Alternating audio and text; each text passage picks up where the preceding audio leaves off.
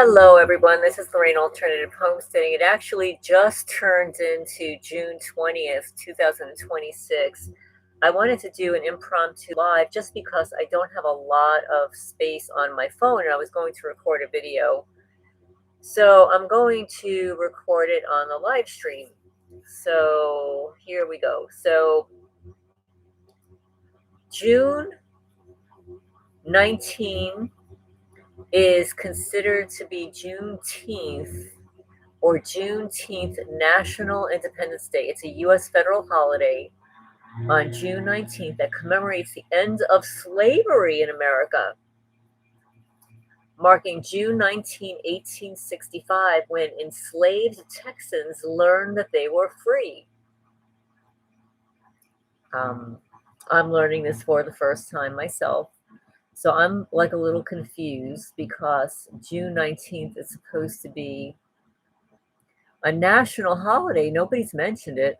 Haven't seen it in the news. It's celebrated June 19th every year to commemorate the end of slavery in the United States.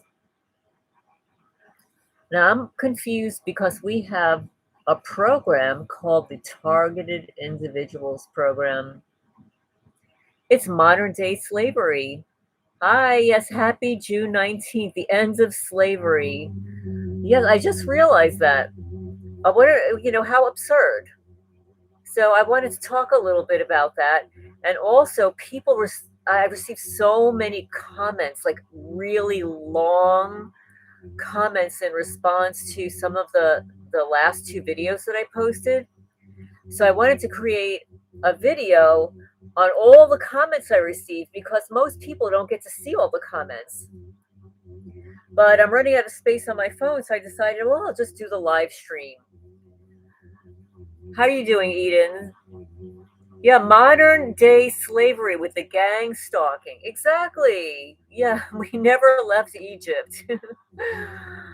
Oh, let's see, your perp dirty ABI and KGB agent birthdays today.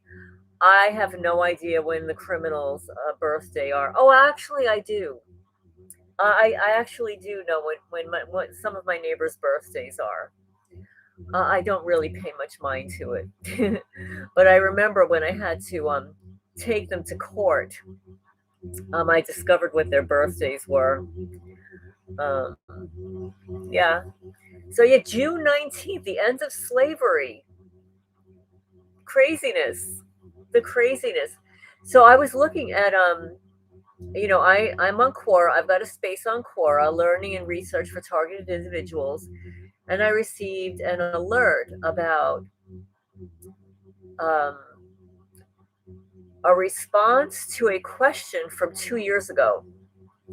The question is gang stalking a hidden psychological warfare? Learn about tactics, support, and advocating for justice from a targeted individual's perspective.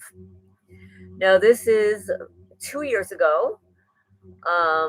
This is a person named Grace Bauer, and Grace responds as follows. She says, yes, it is psychological warfare.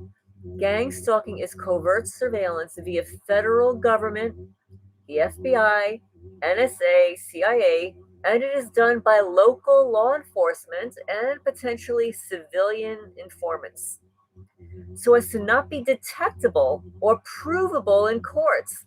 It's basically an entrapment scheme using technology to drive the victim crazy or into believing that the victim's friends and family are stalking them, so that the victim is more likely and does end up reaching out to police to report the stalking or other crimes that friends and family members might be committing. It's a huge human rights violation because it involves harassment by police. And if the practice was truly covert, surveillance, the people behind gang stalking, the cops would be covert, meaning that they would just be involved in surveillance as opposed to psychologically harassing and abusing people using bugs and wiretapping of the technology. It's relentless. It feels like it follows you because they know your locations via tapping your devices. And of course, They're all listening. They're all hanging out in the back. They've got nothing better to do with their sorry ass lives but to pay attention to our little details, right? So typically, those who are gang stalked, meaning you and I, are people from marginalized groups in the community whose claims are easy to discount as quote unquote crazy, paranoid, schizophrenic, because many of my friends have also fallen victims of gang stalking, and they have either been homeless, drug addicts, or both. Unfortunately, these people don't have the resources to reach out or discover what's really going on. And if they do figure out the police are behind it, they're less likely to say something about it because they're already afraid of the police or easily discounted and have their claims written off as something else. The purpose is to get you to rat out people that you know, to isolate you, make you afraid of everyone in your community, and to make you look crazy so that the people, the puppeteering you, also known as the police and informants, can continue to use you to do their bidding or just use you as a puppet for fun when your use is up. People also have a need to fill in the gaps where things don't make sense. So, this is another way that gang stalking leads to craziness. Schizophrenia can be induced. And so, if the police, feds, the informants involved can't force people to rat out their friends or give information regarding crimes committed by others in their circles, they'll destroy everything you have and ultimately try to drive you to either committing suicide, committing a crime, and you'll wind up in jail, or if you believe you can trust the person bugging your devices, and they do a very convincing job convincing you that they're trustworthy by changing your text, by preying on you in moments of emotional and psychological desperation, such as a breakup or the death of a loved one. Since most people, if not all people, are unable to prove that gang stalking is real, a lot of us end up going crazy because basically it's a covert entrapment scheme. The intent is for people to not be able to prove it so that they cannot sue for entrapment in court. Unfortunately, because of this, the government isn't held accountable for its wrongdoings for gang stalking. Well, I'm going to say that that is patently untrue. Okay? Because I know a lot of targeted people that can absolutely prove beyond a shadow of a doubt that they're being harassed and stalked, littered, vandalized, their pets are being harmed, poisoned, um, slandered in the community. Most people can prove this stuff. The issue is that we're being gaslit. So all the people that are involved will just look at all of your evidence and discredit it and discount it and say you're crazy because they're the ones that are involved in harassing and stalking you. So I don't agree with this assessment. I agree in some instances that there are people that absolutely cannot prove because a lot of people, all they're doing is like watching the red cars driving by. Who cares? I don't really care how many red cars drive by. I don't really care how many cars drive by with one headlight. It means nothing to me. It does mean something to me when people are harming the eyes of my cats, from one day to the next. So I thought this was an interesting response, 2 years ago. So I'm going to look in the chat here. Um, let's see. We never left Egypt. Modern day slavery with gang stalking. My perp. Okay, let's see. It's all fraud. Yes. Life insurance. They take out on you. They try to murder us for our land and assets. Hi, Joe. Welcome, welcome. This is an impromptu. Mostly because I don't have a lot of space on my phone. So I decided, you know what? I'll just go live and respond to some questions and comments that I received on my last videos, some of which were really long comments. So yeah, it's human trafficking period. Let's see. I took a nonlinear junction test with 8 semiconductor tests. 8 semiconductors. Fact. Hi, Archangel. Welcome, welcome. This is just an impromptu chat. You can chat among yourselves while I'm talking. The reason for this live stream is because I don't have a lot of space on my phone and I wanted to record something. So happy Juneteenth. Allegedly, the ends of modern day slavery in 1865. Well, that is a crock of BS, right? That is not true. It's just changed. It's changed hands. It has a different look. It has a different appeal. It's called human trafficking now. Okay, so instead of calling it slavery, it's human trafficking. Uh, it's the gang stalking, organized harassment, Stasi Zersetzung, COINTELPRO, satanic ritual abuse, trauma-based mind control 2.0. Welcome 2026 program. So, okay, so I read that. Now I want to go back into, okay, so this is a comment that I received.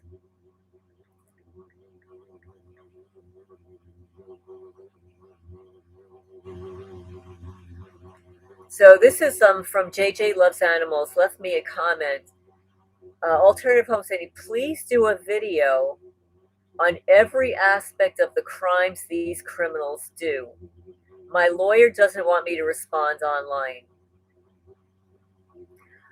And so what JJ does is provides her lawyer with some of the things that I record. Now, I obviously cannot do a video on every aspect of the crimes these criminals do. I can only provide a video on the crimes that these criminals perform against me personally, because a lot of what happens to me does not happen to you. A lot of what happens to you may not happen to me. And depending on how many years you've been in, depending on whether you're married, whether you're single, whether you're male, whether you're female, whether you're straight, whether you're gay, whether you have kids, whether you have lands, your targeting will differ from other people. So I can only speak for myself on the types of crimes that these criminals performed against me. And this is actually in response to the video that I posted on the 21 signs that I became a targeted individual gang stalked in Manalapan, New Jersey. So the crimes that were taking place against me in Manalapan, New Jersey certainly continued here in rural Kentucky. However, what happens in the suburbs or what happens in rural communities can't possibly happen in the suburbs. There's no way they could get away with half of the stuff in the suburbs that they do here in the rural community, where the houses are very far apart. There are no restrictions here. There are no ordinances that would outlaw some of the things that happen here. Another reason why people move to some of these rural communities so that they can get away with doing anything. You could have animals here. You can have goats. You can install buildings. You don't have a lot of code enforcements here that you do in New Jersey. In New Jersey, literally, you have to pay for every damn thing. When I was selling my house in New Jersey, this is just to give you a little hint on how ridiculous it is. I had a basketball hoop installed on my driveway for my daughter when she was, I don't know, maybe 8 years old. Now, back in the day, you did not need a permit for a basketball hoop. But when I sold my house, all those years later, people who were installing basketball hoops on their driveway required a permit. So Manalapan was giving me a hard time. They said, you don't have a permit for your hoop. It's like, I didn't need a permit for my hoop, when my daughter was 8 years old. Fast forward 15 years, right? So, they have to grandfather some of these things in. But now, you have to get a permit to have a basketball hoop. And the reason is because usually you have to pour concrete because in order for the hoop to stay, erect and not fall over. And they do have some of these like plastic ones that are toys. You have to pour concrete, and you have to pour concrete, then you need a permit for it. So that's how sick it is in the suburbs, okay? You need a permit for a basketball hoop. I guarantee you do not need a permit to install a basketball hoop here. So a lot of what the crimes that are taking place against me here in Kentucky you could never get away with in the suburbs in Manalapan, New Jersey, where the homes are $500,000, $1 million, okay? You have ordinances, you have permits for everything. The taxes are crazy, crazy high because the local government there actually uses your tax money to do repairs on the streets, on the sidewalks, your snow removal, and all kinds of other things. That doesn't necessarily happen here. So yeah, so they can get away with throwing grenades on my driveway or in the county creek. They get away with actually physically destroying their own roads here as a form of harassment and defacement of my property, to make the property look as if I don't take care of it, to make it blighted. What is blighted? Blighting is a way to depreciate the value of a property and make it look like it's really bad looking. Why do they do it? They do it because somebody wants your property, but they don't want to pay for it. They want to make it look really bad so they can come in here and do something called eminent domain, where they just pretty much steal your property out from under you. Legally, they're supposed to pay you whatever your property is worth.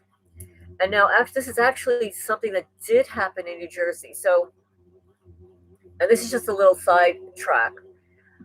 Where I lived in New Jersey, the street over from me was on Main Street called Craig Road. Craig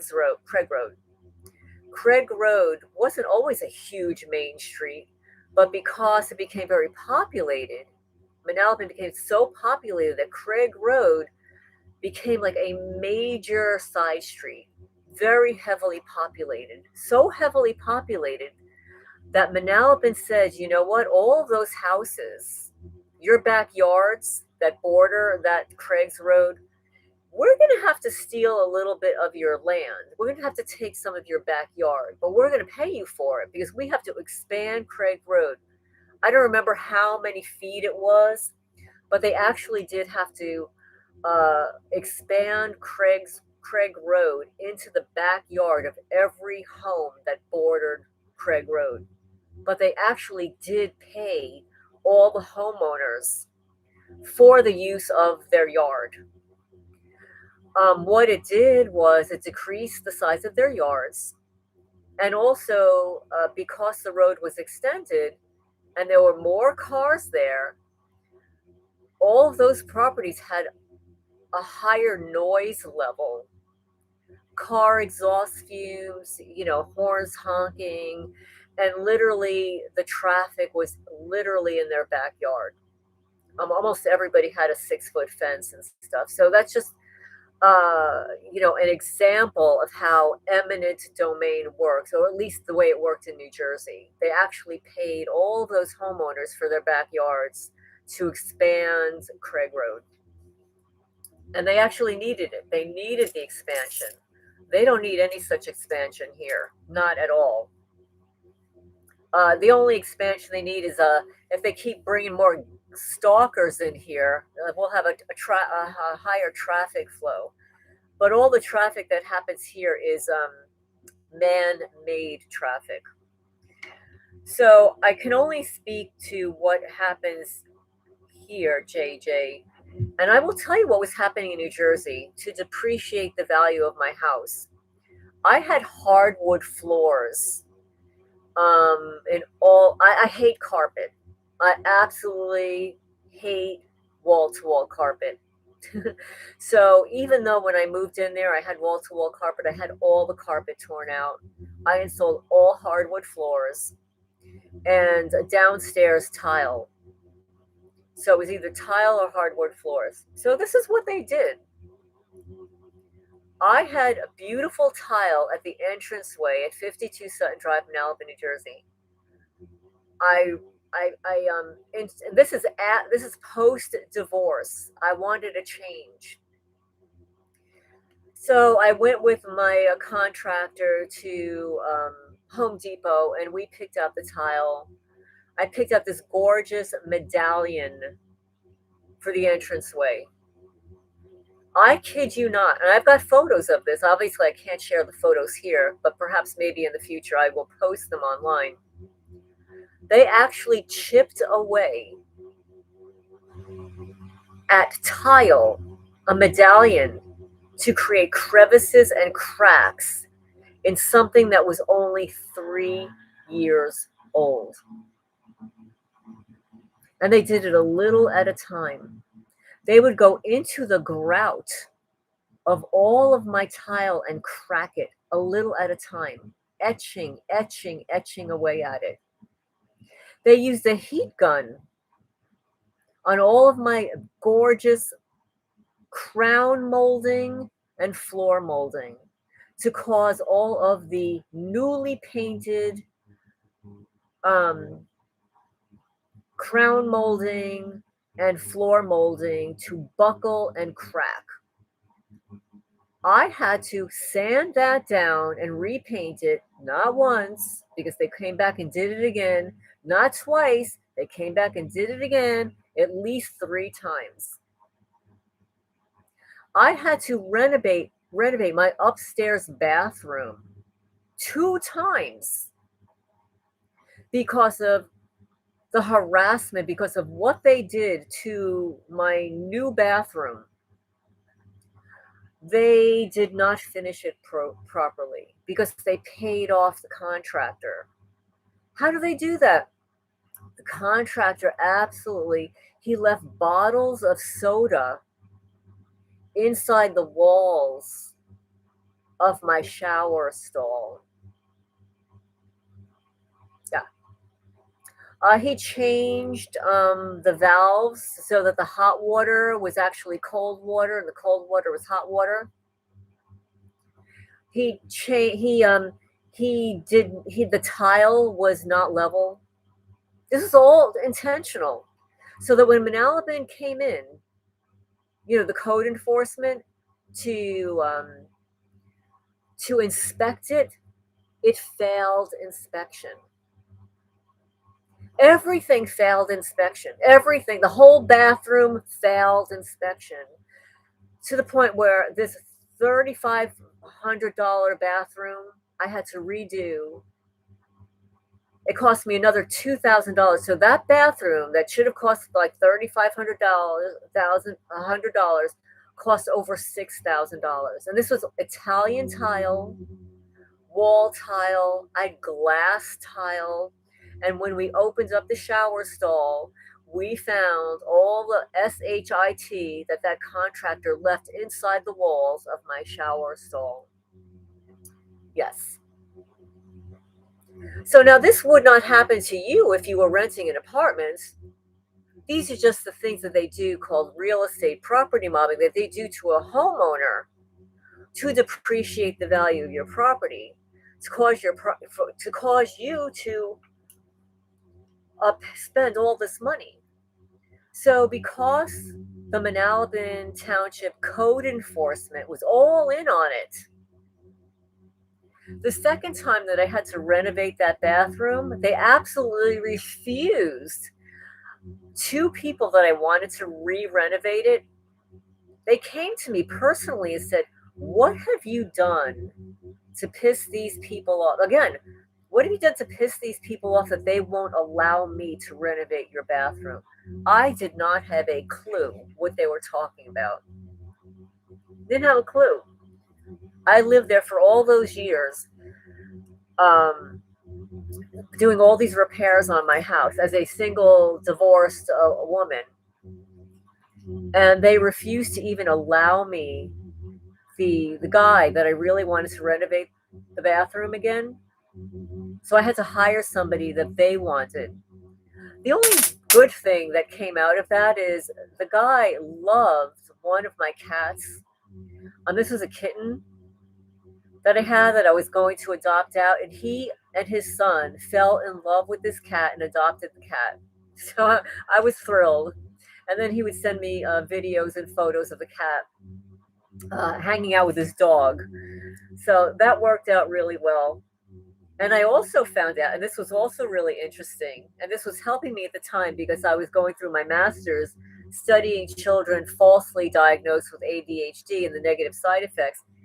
His kid was allegedly diagnosed, and his son told me the way he felt when he was on these pharmaceuticals versus after he went off of them, that validated all of the research that I was doing. So I was able to interview him, with his father present, about how he'd felt once he was on the drugs. And he actually told me that he felt no motivation. He felt nothing. He didn't care about anybody. He didn't care about anything. And he felt completely numb. This was a teenager when he was taking those ADHD drugs.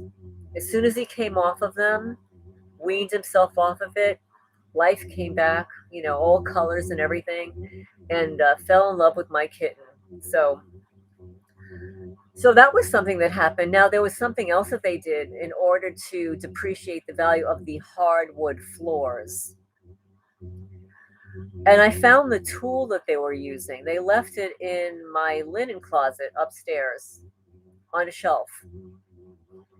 It looked like a clip, a very sharp clip that they might use to attach two pieces of wood together, and then you hammer it so that they stick together.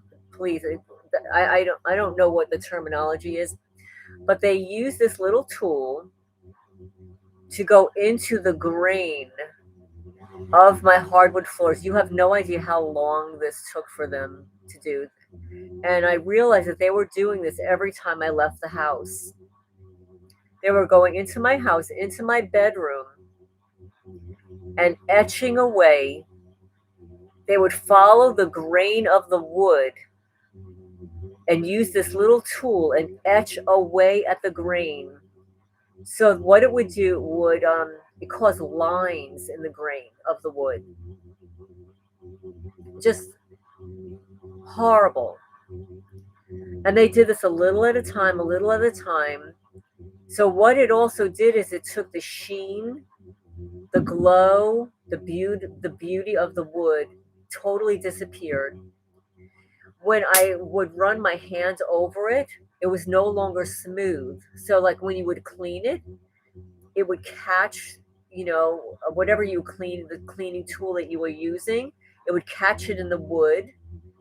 It would leave debris behind in the wood. This is insidious. This is not something, this is something an intel agency, military black ops does to torture a homeowner and depreciate the value. You have no idea how long it took them to do this to my entire hardwood floor. I had a huge bedroom, and they made sure that they did this to the entire floor. This is a total psychological operation. And then what they did is they went to work on all of my antique furniture. Now, you guys don't know me, but my father was an antique dealer. After he retired from IBM in the International Research Department, he collected antiques. He had actually his own antique store. He would take my brother and I antiquing in Vermont every summer. So I had an eye for antiques, and all of the furniture in my house was antique. And I'm not talking about some SHIT stuff. I'm talking about high value, high level antique furniture that I purchased in Queens, that I found in Nantucket, that I found, in, what do you call it? I'm forgetting the name of it. All the way out. Oh, the Hamptons in New York. So I would go looking for antique furniture. I would shop for it online. Some of it was shipped to me. They destroyed little by little every piece of antique furniture. And you know what else that they did? Because of course, I photographed it all for my insurance company because I had $1 million umbrella insurance policy on top of my homeowner's insurance to cover all my antiques. So I had a photo of all of this stuff in a folder in a closet that I almost never go into. That was a closet that had all of my photos of, when I got married, of my daughter, all kinds of photo albums, but I had a folder of all my antiques in there that I provided to my insurance company for my umbrella policy. It was stolen. And then they went to work on all the antiques in my house and destroyed every piece. All the original photos disappeared. And when I filed an insurance claim, the Manalapan Police Department called the adjuster into the police department to tell them to discredit my claim and then drop my insurance policy. How do I know this? And Eden, you will appreciate this if you're still in the chat. I remote view that piece of crap walking into the Manalapan Police Department and having a chat with Lieutenant Sergeant Mantle at the time, who's now, I think, a captain. That piece of crap, narcissist with a smirk on his face, right? I saw him. I'm in my house, and I watch him get out of his vehicle and walk into the Manalapan Police Department to have a chat with Lieutenant Thomas Mantle and the Chief of Police, Michael Fountain. And that's why he was late showing up at my house. And when he showed up at my house, he refused to look at my photos. He refused. Hi, Marine Vet Mom. Welcome, welcome. This is an impromptu chat. I'm responding to a question that a subscriber wrote. Please do a video on every aspect of the crimes these criminals do. Well, I can't obviously do that. Oh, thank you so much. Thank you so much for the flower, for the jewels. But what I can do is explain some of what has happened to me. And so this is what happened to me. So it's not the first time that I've been able to do that. It seems like I can't explain when it happens. Not right now. But you have to understand, like, back in the day, after I got divorced, I was on a journey to find myself. I was a professional astrologer, tarot reader. I took shamanic healing. I started remote viewing. I became a Reiki master teacher. I would place my hands on somebody and I would be able to see things about that person that they did not want me to know. And unfortunately, this happened in my dating life. So this is why, it's very difficult for me to date men that keep a lot of secrets because they can't really keep them with me. Especially if I touch them, if I'm in a relationship with you and I don't touch you, then, maybe it's not so bad. But you're in a relationship with me and I'm touching you, I'm in a relationship with you, you are not going to be able to keep very many secrets from me. So this is why it's very difficult for me to be in a long-term relationship with somebody. So my ex-husband was screwed, okay? He was totally screwed from the beginning. So, so when this adjuster shows up at my front door, he refuses to look at any of the photos. I had them all in a thumbnail. He refuses to look at them.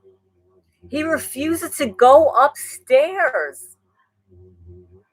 He walks into my backyard. I show him the shrubs that were destroyed. He's got the smirky grin on his face, refuses to look at anything. He was literally in my house about 3 minutes. He walks to the front door, denies my claim, goes back to his office, and then they cancel my policy. You want to know why they canceled my policy? And this was a crock of BS, and I'll tell you why. They canceled it because they said, well, we're canceling your policy because we can't cover your cat rescue. I said, you're kidding me, right? First of all, you've always known about my cat rescue. It's a 501c3 nonprofit cat rescue, but you don't have to worry about it. That's not why I have the umbrella policy, the $1 million umbrella policy. My cat rescue is already covered under its separate insurance policy that I pay for separately. That has nothing to do with the house. Yes, because back in New Jersey, I had a separate insurance policy for my cat rescue. Yes. And also, that was because I was adopting some of my pets out. In order for me to go to Pet Value, in order for me to go to PetSmart and have adoption events, I had to have an insurance policy,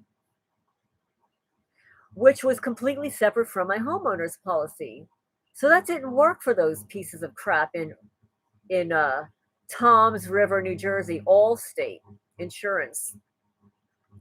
So after I told them, I said, no, you don't have to worry about it. I already have a separate policy for my rescue.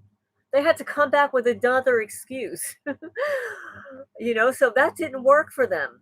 They just canceled the policy flat out that you filed too many insurance claims. I said, excuse me, I just filed one claim. You didn't even look at the evidence. But they canceled my policy because of the Manalapan, New Jersey police told them to, because my house was listed for sale. So this is what the criminals in New Jersey did to me. I had to renovate my bathroom 2 times. It cost me a ridiculous amount of money. They refused to allow me to renovate it with the person that I wanted to renovate it with. So I had to use somebody else. It ended up turning out okay in the long run because I got more research from my master's degree on the same topic of ADHD. I was able to adopt out a cat that contractor wanted, that his son wanted. So it ended up working out fine. But they canceled my policy, claiming that they couldn't keep me on the policy because of my nonprofit, which had its own separate policy anyway. So this is how ludicrous this program is. Okay. So some of the other things that they would do is they were poisoning my shrubs. They poisoned every tree in my yard. I was the only person on the block that paid a professional tree guy every 3 years to top off my trees, inspect them. And it got to the point where, one of the tree guys, he actually had a PhD in botany. I had him look at my trees, and he pulled me aside and he said, you need to move. He said, you need to get out of here because what they're doing to your trees is intentional. You need to get yourself some cameras, but you need to move. So he's obviously witnessed this before, that this was being done deliberately to my trees and my shrubs. I was targeted. Again, I didn't know what it meant. Another thing that they did at 52 Sutton Drive, Manalapan, New Jersey, a home I lived in for 30 years as an original owner, I had a 6-foot fence, PVC with gates. I had locks on those gates. I also had, I forget what they're called, these wraparound wires that I would wrap around the gates so that nobody could get in. Excuse me, nobody could get in. And then I double locked them inside the gate. I had trail cameras. So I had trail cameras in my yard. I had a centrally monitored security system, cameras facing out and facing in. I had Arlo cameras facing out, facing in, and I had a hard wire system, and I had baby monitors. You have no idea how many cameras, like literally, I was wired for sound. I had cameras everywhere. I had cameras facing cameras. I had cameras on my porch facing each other. Well, every camera was hacked. We're not talking about little drug dealers down the block. We are talking about the Manalapan Police Department, who were able to remotely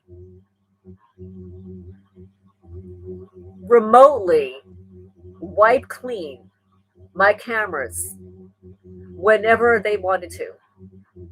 I had a neighbor diagonally across the street who I found out was a detective who worked in Middlesex County, female. She never talked to me. You would see her jogging around the block and whatever. When she saw that I was friends with my neighbor across the street, how could I not be friends? I lived there for so long. They made sure to sabotage the relationship with that neighbor, even though I used to dog sit for that neighbor all the time. And she was the one who was breaking into my house at night. She was the one who lived diagonally across the street. And how do I know? Because she had motion lights that went on the driveway. And how do I know? Because she bought the house from um, a neighbor who I'd lived across the street from for 15 years, 20 years, whose daughter babysat my daughter when she was little. So you have to understand, like, there was a long history there. So when they move in these new people are stupid. They don't know who I know, how long I've lived there.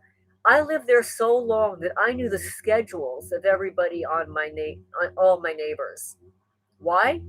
Because after I left my New York City job, I was a stay-at-home mom. I I was home all the time. I knew everything that everybody did. Like, I'm not dumb. And plus, I had my own schedule. I was going to the gym 4 or 5 times a week. Like, I knew everybody in the neighborhood.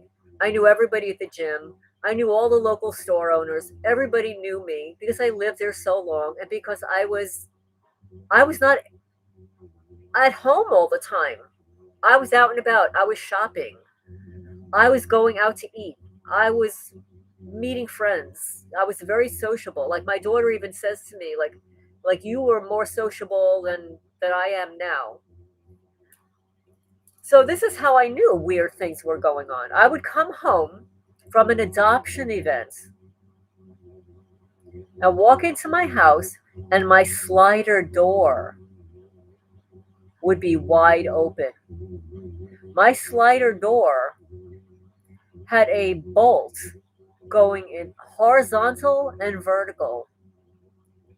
It was a pellet door, with the little blinds in it. It was a very expensive Pella door, so that you don't have to clean the blinds. So the blinds were in between two panels of glass. So we're talking about several $1,000 slider glass door, wide open, unlocked. I'm freaked out because I'm at an adoption event trying to adopt out kittens, but inside my house, I have a couple of dozen cats. I was so glad that none of my cats split. So they must have done that knowing that I was on my way home from the adoption event, which, when you're in an adoption event, it takes a long time to pack up. You've got to pack up your cats. You've got to pack up your belongings. You've got to pack up, your table, say goodbye to everybody and whatever. So maybe they knew that I was on my way home and opened up the back door. See, so that happened. My back door would be open, even though it was locked, double bolted. Um, my water would be turned on sometimes. I would go into my laundry room to find all my laundry detergent missing, empty. They would do weird things like garbage bags. They did this more than once. Now, I would buy the Wegmans garbage bags. And anybody that doesn't know who Wegmans is a super, super grocery store on the East Coast. I miss Wegmans like nobody's business. Like literally, I would move back to New Jersey just to move back next to Wegmans. I miss Wegmans. But anyway, Wegmans has some really great. Everything they have is great, but I would buy their plastic garbage bags. They were always fine, but suddenly, all my Wegmans garbage bags, I would pull them out, and they were all glued together. Couldn't open them. So you pull out one bag, you try to shake it out. You shake out your garbage bag, unshakable. You cannot shake it out. Pull out the next one, unshakable. So I would go back to Wegmans and um, tell them what was going on, and they would automatically give me a new one. I'd bring it home, it would be fine, and then suddenly that would start in all over again. I'd pull out the plastic bags, all glued together. They must have used like a heat gun or their whatever the torture weapons they use. Okay, another thing that would happen is, and I had pretty much a set schedule most of the time. So I've mentioned this before that I love the bagel store on Gordon's Corner Road. I would go feed my feral cat colony, and pretty much every day I'd go to the bagel store, get a bagel. Sometimes I would stay there and eat the bagel. I knew the bagel lady, the owner, and her daughter, who was a cat lover. Now, this is really weird. And you know that this happens when you're a targeted person. So I got friendly with the bagel owner's daughter, who was a cat rescue person also. Suddenly, I hear that her daughter died. I kid you not. I don't even want to talk about it, but her daughter dies. Her daughter was younger than me, perfectly healthy, and the owner was really distraught. So anyway, I would go to the bagel store, and I would see the same cop, off duty, on duty, and go home from the bagel store, walk in. Before I walk in, my neighbor, Steve, the little weenie boy that lived next door, sometimes he would be sitting outside. He always looked nice. Like he always dressed nicely, like neat and clean. He wasn't like a bum, bum stalker. Well, you can't be. You're living in Manalapan. People don't look like that. Everybody in Manalapan pretty much dresses nicely. The women that go to the gym, they have like the best gym equipment, me included. Like had really like designer gym equipment. Okay, gym clothing. Okay, so he would be outside in his nice clothing and stuff with his phone. And you knew that he was waiting for me to come home so that he could tell somebody something. I would go into my house, open the door. Now, mind you, I have dozens of cats. I would walk in, not one cat would visit me. I'd walk in, I would not see one cat. Not one. I would like whisper to them, like, I would call their names and whatever. Nothing. Zero cats. And I'm like, this is weird. Where are my cats? I'd walk in, look around. I don't see a cat. It got to the point where my cats were so freaked out that I would literally have a dozen cats hiding in a corner chair. I had like a big plush chair in the corner of the family room that had a skirt around it. And I would pick up the skirt, and half of my cats would be huddled under there. And it wasn't until I was home and, and staying home that my cats would slowly walk out. So obviously, this is a tactic that was happening to me because one, I had so many cats. Hi, Ultimate Entertainment Agency. This is an impromptu live stream. I'm responding to one Juneteenth, which was June 19, allegedly the end of slavery. But this is modern day slavery. Hi, very soon. Modern day slavery is the gang stalking program, the targeted individuals program, COINTELPRO 2.0, satanic ritual abuse, trauma-based mind control, remote neural monitoring, BCI cameras, implants, military-grade technology, covert surgical procedures, and torture of your animals. So I would walk into my house at 52 Sutton Drive, Manalapan, New Jersey. I have a 501c cat rescue, and I would not see one cat. And then there were weird things that were happening. I think I mentioned, hi, Annie.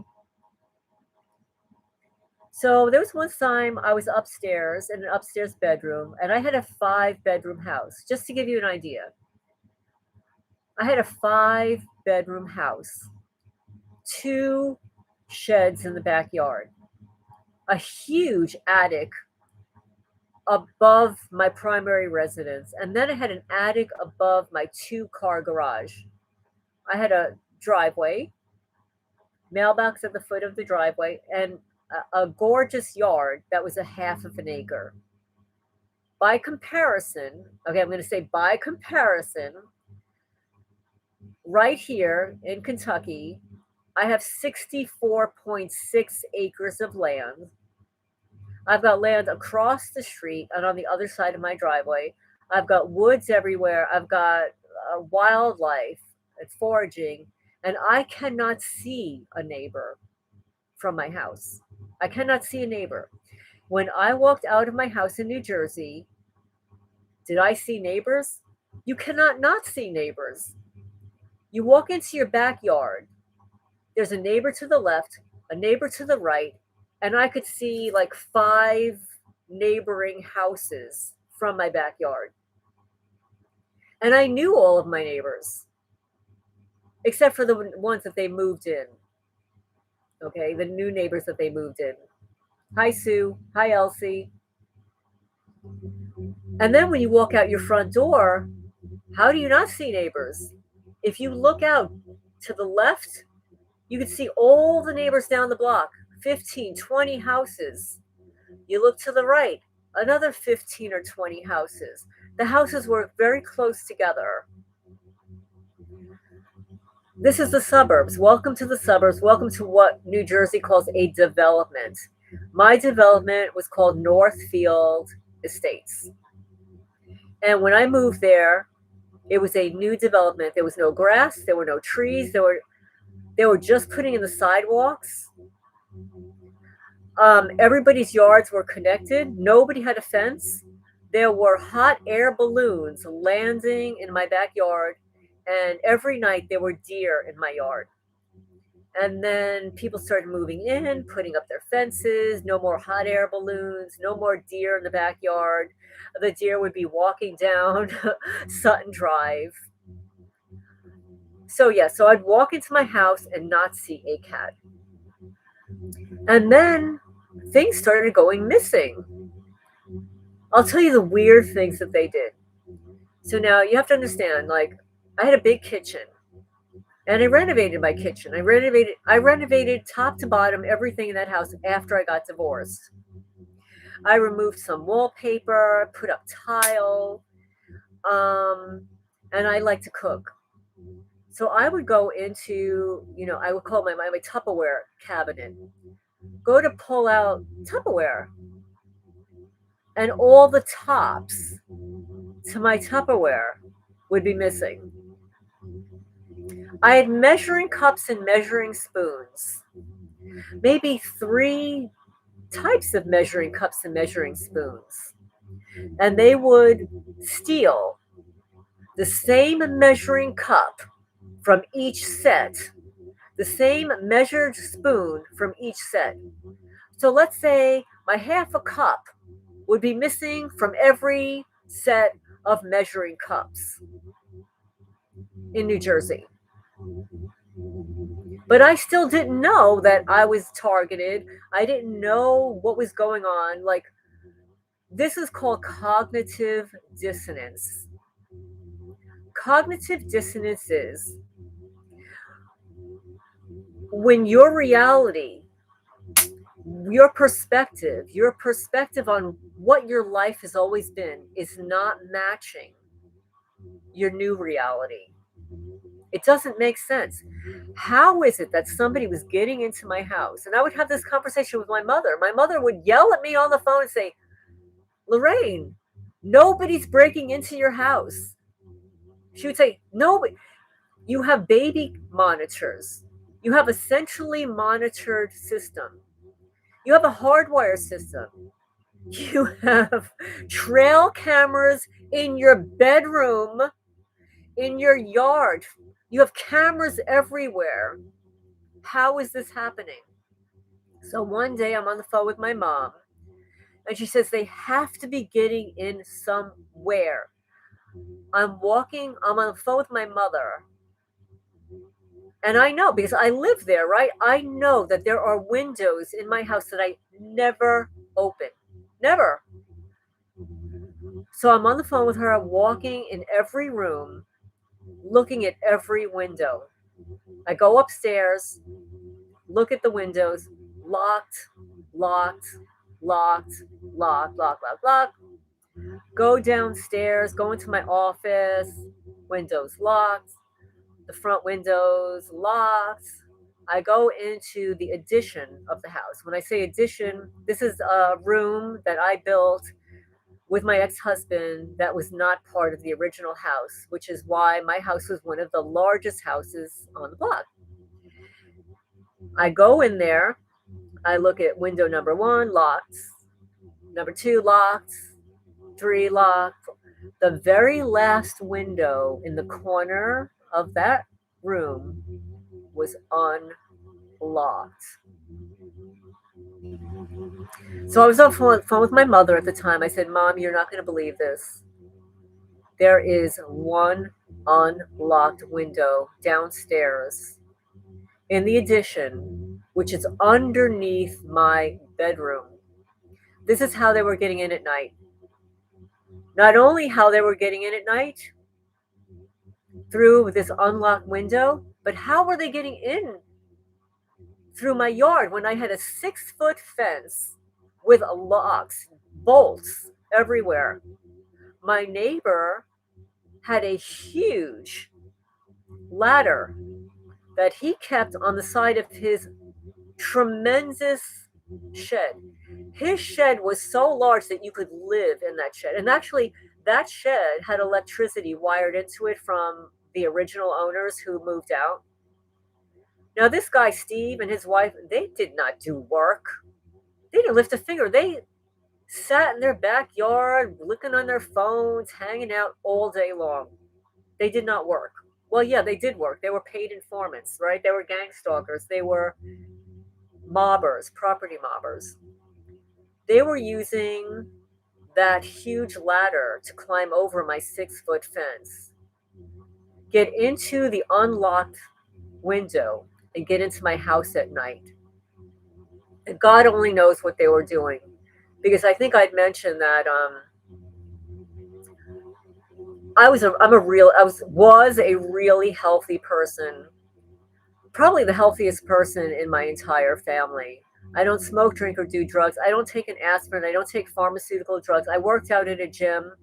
I was like really strong, like really strong. Like in my boyfriends would comment on how physically strong I was, and extremely flexible.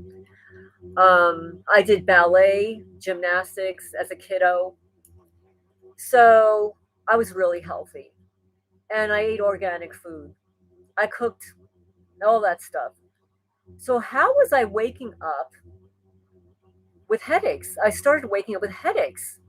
I started waking up like with the dry heaves, like I felt like I had to vomit. This was not normal. And then, again, you have to understand this was my lifestyle back then. I used to get pedicures and manicures for this one woman, a little Asian woman. There was one day she said to me, she was looking at one of my toenails, and she says, because she's been doing my nails for years, right? And actually, she had a shop that was connected to my gym. So, so I knew her for years, and she said to me, "You should get this checked out." I said, "What are you talking about?" She says, "Look at this." There was like a little discoloration, but it was not normal to me. It wasn't normal to me. So, she noticed it first, and basically, what it is I was being radiated. So I was experiencing radiation poisoning, some sort of poisoning that caused my fingernails to hemorrhage. And I have photos of this from New Jersey. The photos of my fingernails, the tips of my fingers were hemorrhaging. Not normal. Um, Suddenly I'd have these white dots on my skin. And again, I don't go into the sun. In fact, like it was like a joke, like if I were to go out on the beach, like my skin would be seeing the sun for the first time, like I was a child. Okay, I wear long sleeves, pants. I am totally covered from the sun, so there's no way I'm going to get any kind of sun poisoning ever. And in New Jersey, most of the time I wore sunscreen. I don't wear sunscreen here anymore.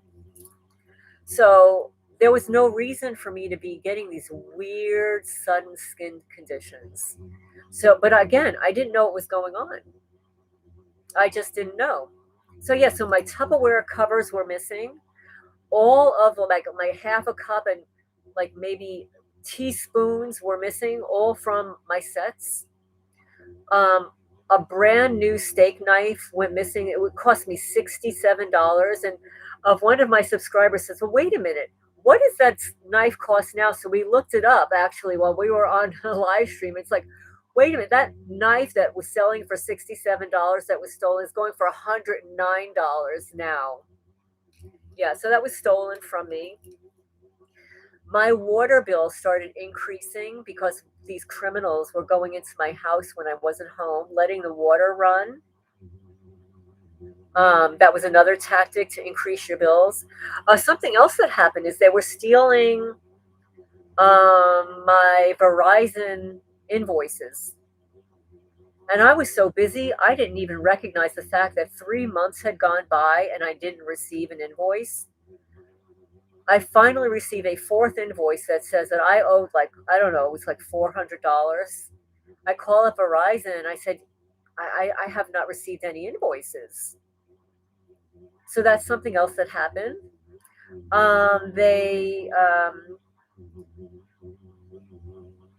My birth certificate was stolen. Even though I had sent it to an agency certified mail, received the card back, my birth certificate disappeared. I went to pay off my student loan. And in order to get a payoff, you call them, you get the payoff amount just the way you would a mortgage, right? So I wanted to pay off my last student loan. I get a check. I send it certified mail. It gets signed for. Disappears. I think it was Fannie Mae or Sally Mae. It's a Sally Mae. Sally Mae. And they said, "We don't have your check." I said, "What are you talking about? I have the certified return receipt. Where is it?" So now this happened 2 times, one with my birth certificate and one in paying off my student loan. So because they misplaced the check, I had to put a stop payment on the check, cost me money. I had to rewrite the check, get a new payoff amount, which of course was more money. So I had to pay, this was not a lot of money, but the payoff amount had changed because a couple of months went by. I had to pay a stop payment, which cost me money. I had to get a new birth certificate, cost me money. And then this all happened in a very short period of time. I get this weird expense, an alert on my American Express bill. Now, mind you, I've had American Express since I'm like a teenager. Since I'm 16 years old, I have American Express card. So, I mean, you know how old I am. So I have American Express for a long time. I get an alert to my American Express bill. I get these thousands of dollars of invoices for shoes in New York City. So I call American Express. It's like, this is not my invoice. I did not buy these shoes in New York City. So again, this is all within months of each other. This all happens to me all the same time. So I lose a birth certificate, my student loan payoff, and now I've got thousands of dollars of shoes charged to my American Express bill. Another thing that happened was I fly to visit my daughter in another state, come back. I have more charges on my credit card from the state that I visited, but in a portion of the state that I did not visit. So somebody had hacked into my credit card and was charging pizza and stuff in parts of that state that I didn't visit. So this was something else that happened. Also, here in when I lived in Kentucky, people were charging things to my credit card in California that I've not been to. So those are things that were happening. Also, I'm trying to think what else. So those are kind of weird kind of charges. Um, all of the trees and this is another thing, and this is witchcraft. In New Jersey, X's, they would take branches and put X's around my trees, all photographed. I would find urine underneath my stove top grid, but it wasn't really urine. It was a urine look-alike. It wasn't real urine. They were trying to make it appear as if my cats did this. My cats did not pee on my stove, but this is what they did. They sprayed something called phosphorus. It's a yellow orange thing, and it interacts with moisture in your house. You can only see it under a black light. And they want to make it appear as if my cats were doing all this damage to my house. It was not my cats doing the damage to the house. They were doing it. After I repainted the downstairs of my house, these stalkers would come in and there would be empty, some paint cans left behind. So they would take a color paint that was not on that wall and streak the newly painted walls with the odd color paint to cause me to have to repaint the wall. Now remember to hit the thumbs up if you're in the chat here.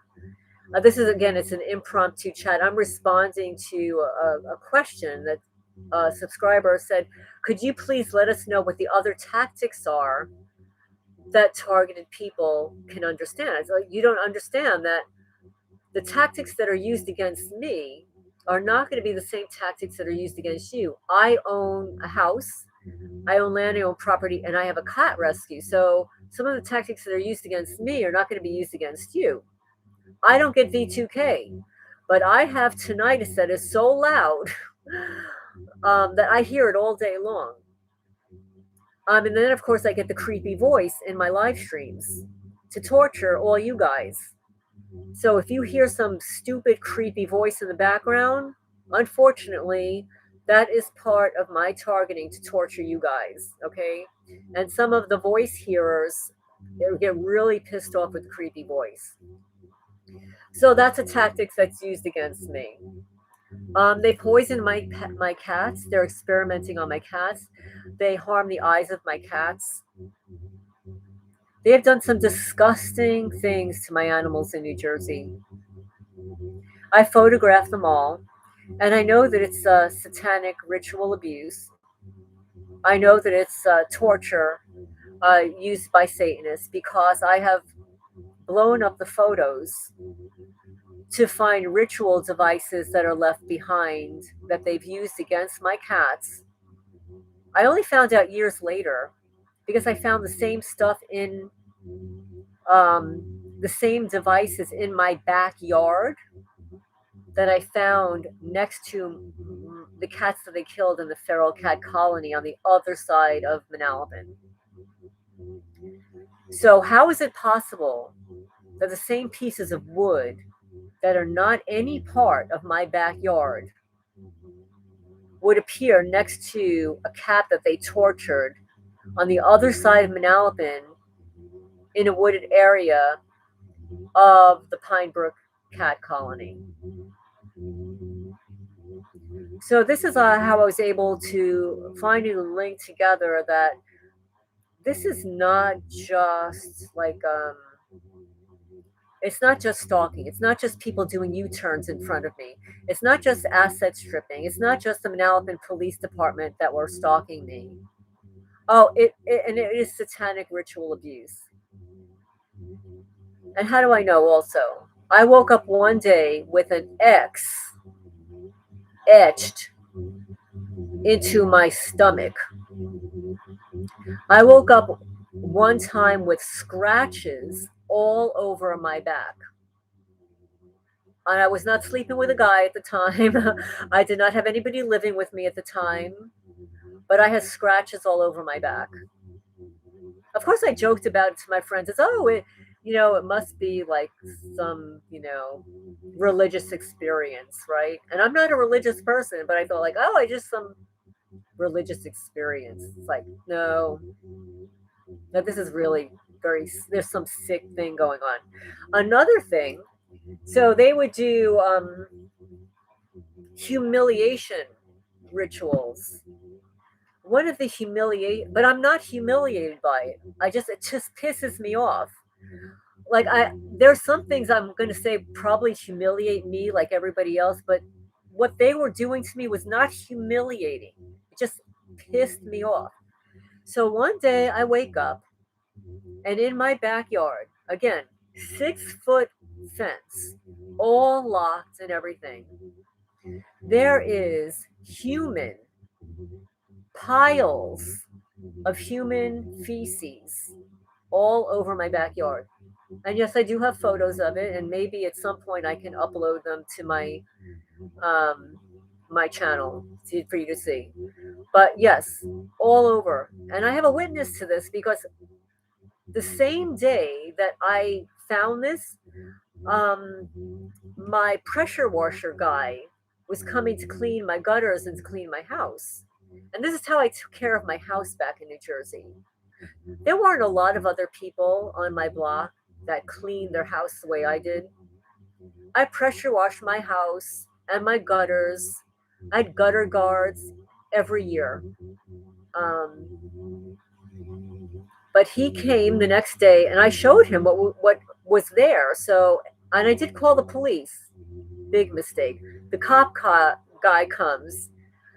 He, of course, doesn't take a report. No incident report is filed. But you could see he's trying to choke back a smile. And he's a young guy. He's not one of the older cops. Like he's a young, like a 20-something guy, 20-year-old guy. And so he comes and he says, well, do you have, I kid you not, when I tell you what he just said, what he says, you're going to crack up. He says, well, do you have a dog? And I looked at him like I wanted to slap him silly. It's like, Like the whole Manalapan Police Department knows I have cats, right? I didn't have to tell them that I have cats. They already knew I had cats because they'd broken into my house so many times. But I looked at them, it's like, no, I do not have a dog. I said, look around. I have a 6-foot fence that's locked. How did this get here? No response. And my pressure washer guy is looking at him at the same time. No report is filed. He leaves, whatever. I look at my pressure washer guy. I said, could you like pressure wash this stuff away? And that's what he did. So yeah, so piles of human feces in my backyard. No doubt the Manalapan, New Jersey Police Department stalkers, and there was a group of them, not all of them, because there were 30 some odd officers there, probably a group of 6 or 8 of them, decided that they were going to do that in my backyard. Another thing that I noticed that had never happened before is neighbors that I'd been friendly with for years, like more than a dozen years, became distant. They wouldn't be wasn't socializing with them. They hardly said hello to me anymore. What were some of the other things? Oh yes, there was a drawer. This drove me nuts, and I've mentioned this on my channel before. So I would be downstairs in my kitchen, and this is when it was getting like really insidious, where I had literally baby monitors pointed in my bedroom and at my kitchen sink. So I would be able to watch what was going on in my bedroom while I was downstairs. Like I had babies. And I did not have babies, but I had criminals playing with me with technology. So there was a drawer in my bedroom that was always kept closed. It was my makeup drawer, my cosmetic drawer. So suddenly, my baby monitor camera would go dead in the kitchen. So I couldn't see anything. I would run upstairs. All of my cats, or all the cats that were asleep, were sleeping in my bed. Asleep. Nobody's moving around or anything. But I would look at the drawer, my cosmetic drawer, and it would be open. And cosmetics would be on the floor. I would look at my cats, look at the drawer, look at the cosmetics, put the cosmetics back in the drawer, close the drawer. Go back downstairs. The baby monitor starts working again. I can see everything that's going on. Go about doing my business and stuff. Come back to the baby monitor. Baby monitor again scrambled. Run upstairs. Drawer open again. I look at my cats. They're all sound asleep. There's nobody moving around. Drawer open. I'm like, what the F is going on here? How are they? Who's doing this? How are they doing it? Do I have a Frogger in the house? Is there actually somebody in my house? Or are they doing this with technology? How is this happening? Till this day, I still don't know what. All I know is that there was something nefarious going on, and they didn't want me to see what was going on, so they would scramble the baby monitors. Something else that they did. This was a psychological operation. So I would wake up in the morning, and on my windows would be 3 dots. 3 dots. And I have photos of all this stuff. 3 dots. And then I'd go into my yard, and there would be 3 burn marks. They do that here too. 3 burn marks. but not just random burn marks, like in a triangle. So it'd be 3 dots on the window, 3 dots, 3 burn marks. I went into my clothing closet and I'd find stuff all disarray. It's like, I did not leave it like this. Then I'd have pieces of jewelry go missing. And this was a time, again, you have to remember, like, what my life was like back then. It was a little different. I had a cleaning lady that would come once a month. So I thought my cleaning lady was stealing stuff from me. But I didn't know what was going on. Like, I had pieces of jewelry go missing. I had that steak knife go missing. And I would mention it to her because it wasn't the cleaning woman who owned the business. It was the people that she would send to me that I thought, oh, you got the 3 dot stuff for a year? Isn't this sick? But at first I thought, well, somebody's stealing stuff from me, but I didn't realize it was outsiders. It wasn't the cleaning woman. It wasn't the people that she was sending to me. So this stuff had been going on for a long time, longer than what I realized. Then my canary, and again, I have a lot of animals, right? So I've got a lot of cats. I have a canary upstairs hanging from the ceiling that I had for years. It was actually an ex-boyfriend left the canary there, decided to never take the canary again. So I had the canary. I had the canary for years. No problem. Cat's canary. Suddenly, the canary gets like really sick. And then somebody snapped the neck of my canary, hanging from the ceiling in a cage. But they did it when my house was listed for sale and I was showing the house that day. As I'm showing the house that day, I have a dead canary in the cage. Like, I totally flipped out.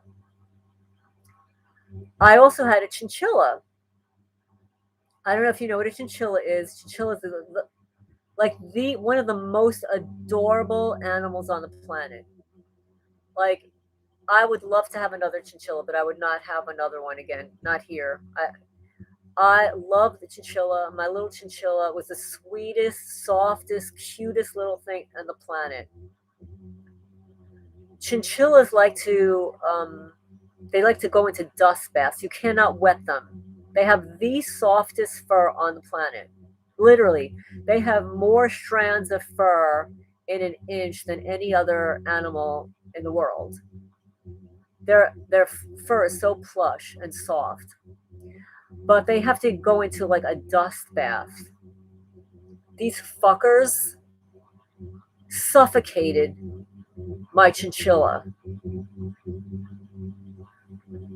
They tore the eyes out of one of my cats and left her out in the rain. They killed another one of my cats and posed my cat downstairs. This cat was 3 years old. They gave another one of my cats nose cancer and another one throat cancer.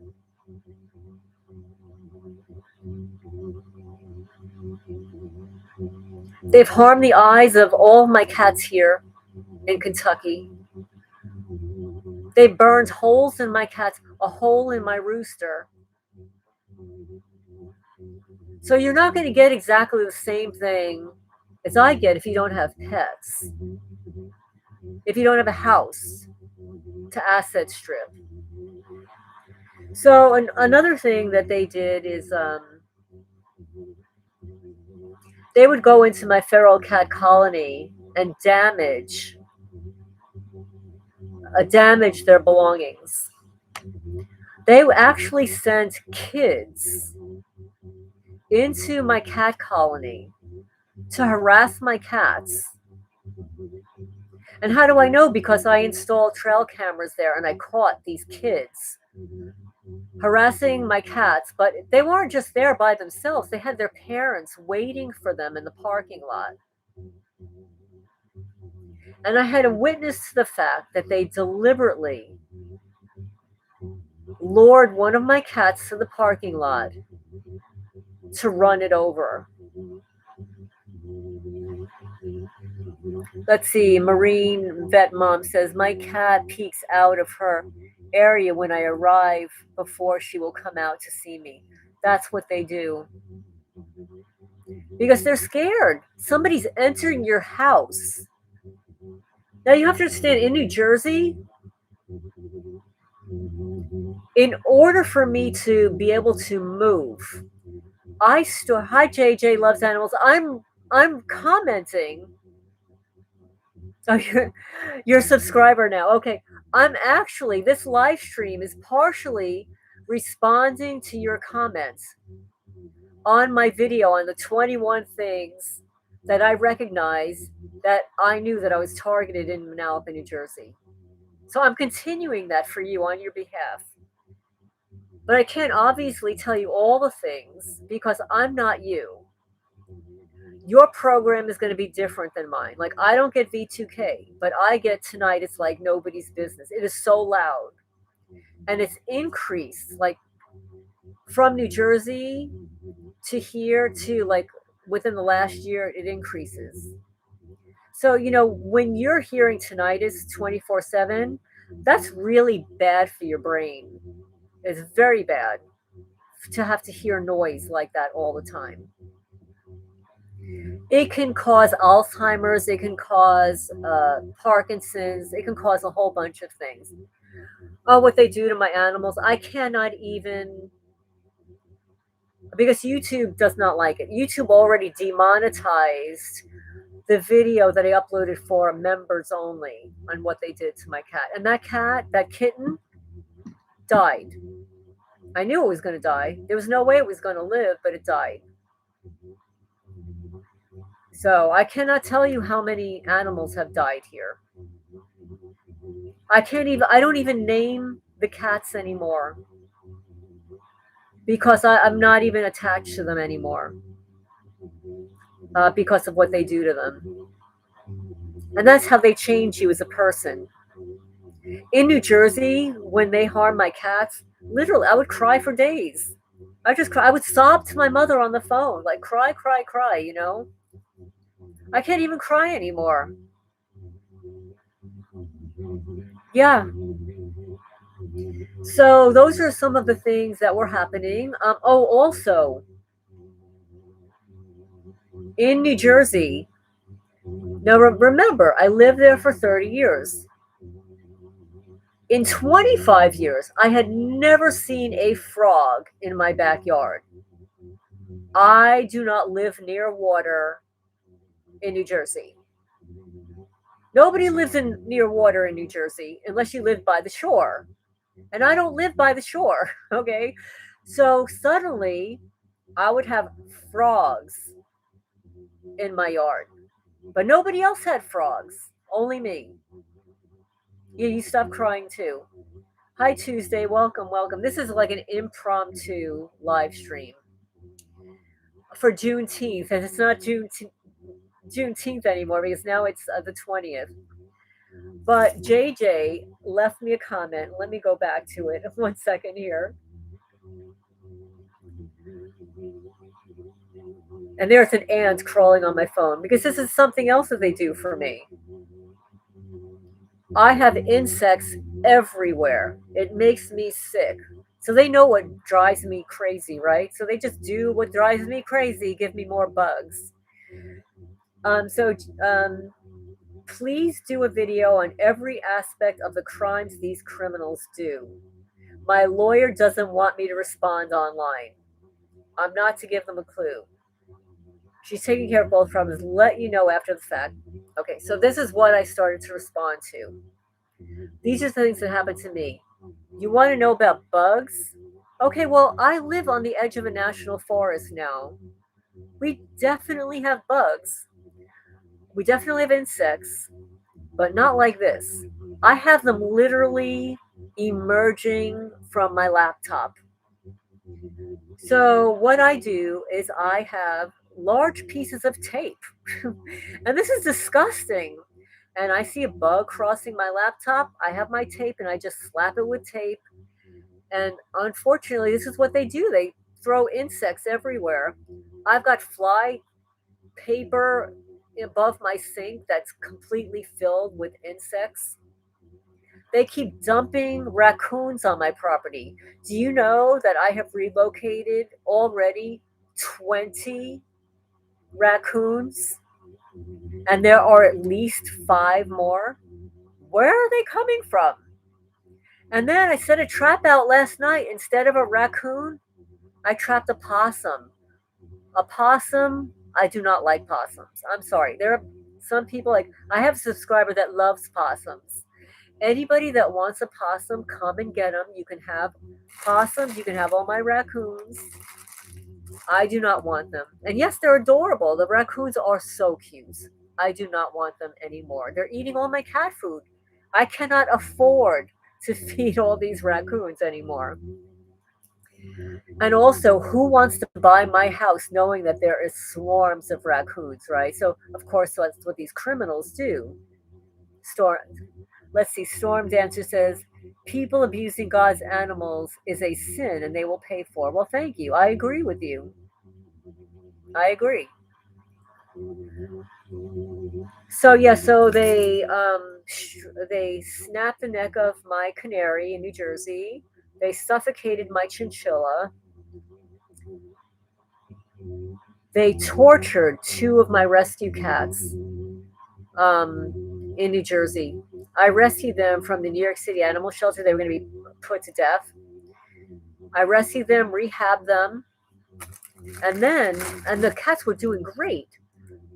But what I noticed is every time I'd leave the house and come back, the cats would suffer for some reason or other, or be scared of something.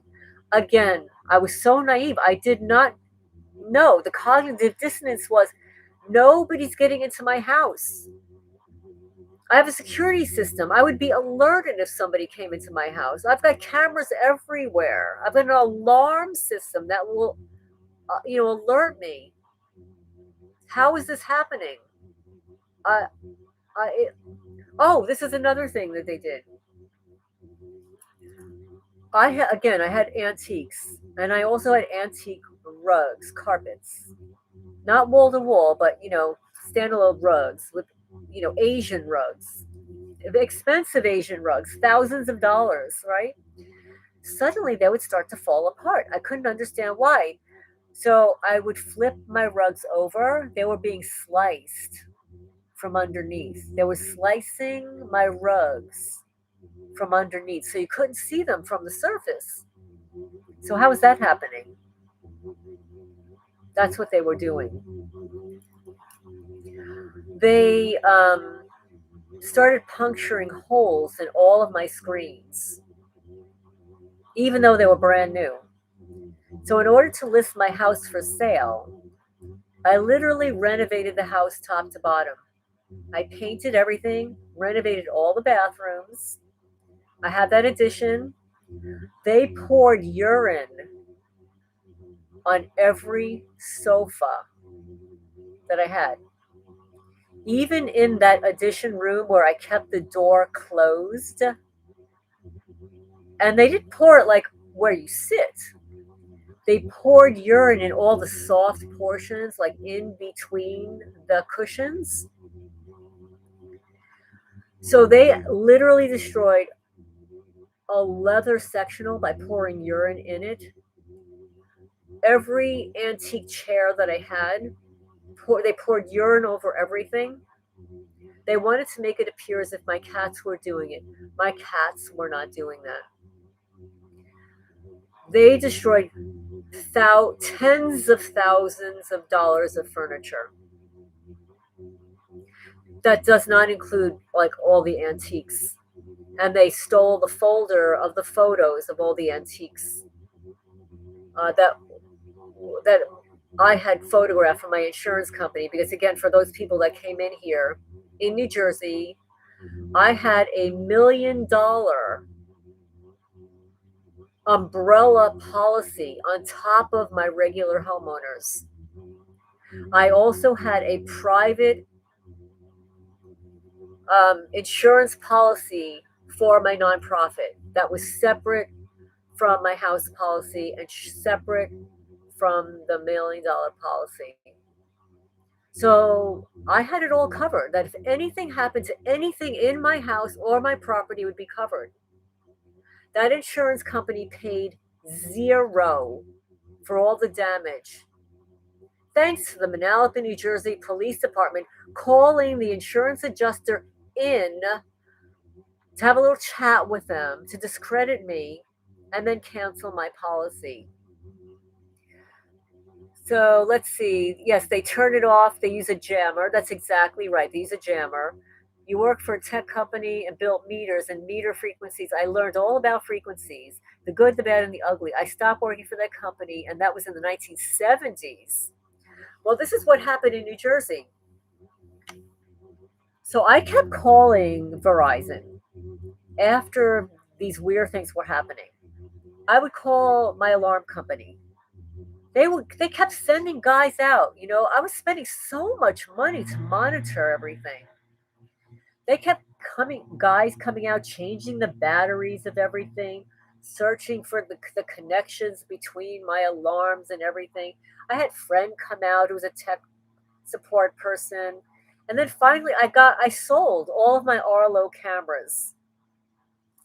I said, I'm getting rid of these Arlo cameras because the batteries kept draining. They weren't operating properly. So I sold them all to an attorney, and they were working fine for the attorney. Well, when I told the Manalapan Police Department that I sold all my Arlo cameras and they were working for the person that I sold them to, they flipped out. They were asking me, who did you sell those cameras to? It's like, none of your effing business. So that's how you know that the Manalapan Police Department was in on my stalking. And it was then that I got the hardwire system.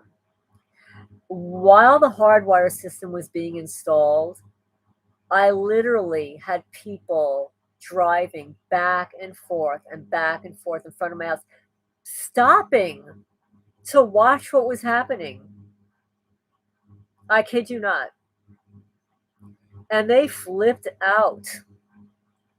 They flipped out until on Christmas Eve, which is what my family did, is we all went out to dinner. While we're out, an old landscaper who I hated, I did not like, he was creepy, was actually sitting across from my family watching us. He was definitely part of it.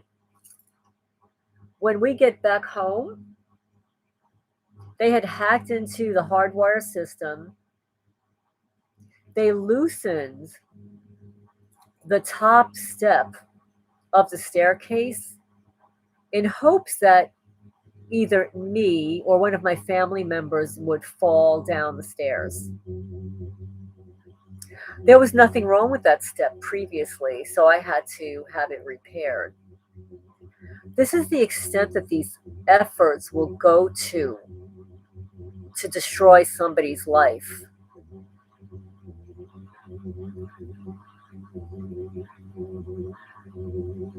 They would steal my trash, my garbage, steal the trash. They did a lot of things to my daughter that I won't discuss.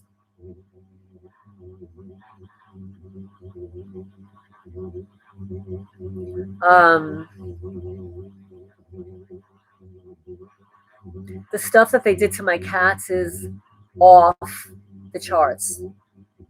And then when my house wasn't selling, it's like, this is bizarre. Yes, I know I have a lot of cats and everything, but I had people walk into my house that did not know originally that I had cats, that turned to me at the door and said, if you didn't tell me that you had cats, if you didn't tell me that you had that many cats, I would not have even known you had one cat because it did not smell, it did not look like I had cats. So there was no reason for my house to not sell. You know how I found out what they were doing? So finally, I'm in year 3 of listing my house for sale. I finally get a real estate agent who is top notch. She's gorgeous. She's like incorruptible, you know. She lists my house for sale. I start getting some weird people coming. But she gets this one agent on the phone. And let me tell you, the agents in New Jersey are extremely competitive, in Manalapan, very competitive. They've got it like such a piece of cake. Do you have any idea how real estate agents around here, how much driving they have to do? In New Jersey, yeah, you have to drive, but you can have you could list like half a dozen houses in one development in walking distance of each other. Cake. Let's see. I was almost hit by a livestock truck on my way to work. They purposely ran a red light, staged and intentional. I believe that.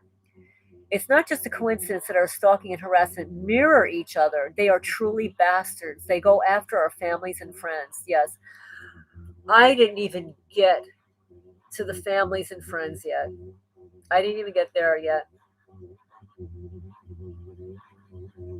So, oh my goodness, I lost my train of thought now.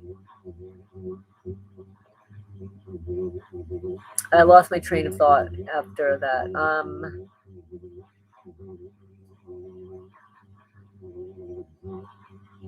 Um, okay, well, I'm going to get back to calling Verizon. Okay, so I call Verizon so many times. I finally get a tech on the phone. I tell him what's happening. And he told me flat out that I was being hacked. He said, what you're describing is third party interference. He said, you're being hacked. He said, you need to report it to the police. Big mistake, again, big mistake. You got to report it to police and get that taken care of, whatever. So, yeah, so I got the validation I needed from one Verizon representative who said that I was being hacked. I'm trying to think where I forgot where I left off. Let's see. Oh yeah, the house doesn't smell. Oh yes. Okay, so I finally list my house with this great realtor. This is how I know I was how I know I was blacklisted. So she's talking to a realtor on the phone. She's trying to set up an appointment for a showing of my house. This bastard of a realtor, and there are dozens of them in Manalapan, and I know because I work for 3 broker of records. I can talk about that another time, but I know what they're like. So anyway, she places this woman on speakerphone for me to listen to her. She doesn't know that I'm listening to her on speakerphone. She goes and tells my realtor, you're not allowed to sell that house for more than $500,000. So my realtor is like arguing with her. So she says, what are you talking about? She puts her on speakerphone and has her repeat what she just said. I get on the phone with this bitch. Excuse my French. And I said, excuse me. I said, I'm the owner. What do you mean I'm not allowed to sell my house for more than $500,000? She hangs up on me. So evidently, some people were bribed and coerced to blacklist my house, to either not show it or not allow it to be seen for, more than 500K. Yeah, so that's what was happening in New Jersey. And again, the year before, I had 2 listing agents that absolutely did not show my house. There were appointments that were set up that were canceled at the last minute.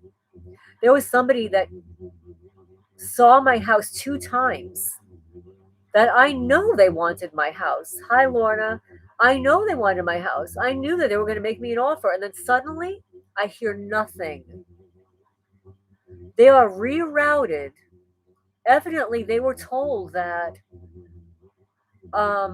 either my house was off the market or I was selling it to somebody else or got another offer. They rerouted them to another house on the other side of Manalapan that they put an offer on. Totally different house than mine. Meanwhile, these are people that the wife loved my house. She was talking to her husband on the phone, showing every aspect of my house. The husband was actually in my attic about things that he was going to do to the attic, and then suddenly I have no offer on the house, goes blank, nothing, and now I have to wait a whole nother year to list my house again. Meanwhile, my property taxes in New Jersey were going up. I was having to pay property taxes, repairs. I incurred more than $300,000 in damage to my house at 52 Sutton Drive, Manalapan, New Jersey. A home I lived in for 30 years as original owner, and then paying all those property taxes, blacklisting my house after living there all that time. Yes, it's the flippin' police that won't help us. They laugh at us. They're nothing but garbage. And I have to say, I never thought that in the past. In New Jersey, and my neighbors that knew me back then saw at the bottom of my front door were stickers from all the years that I donated to the state police.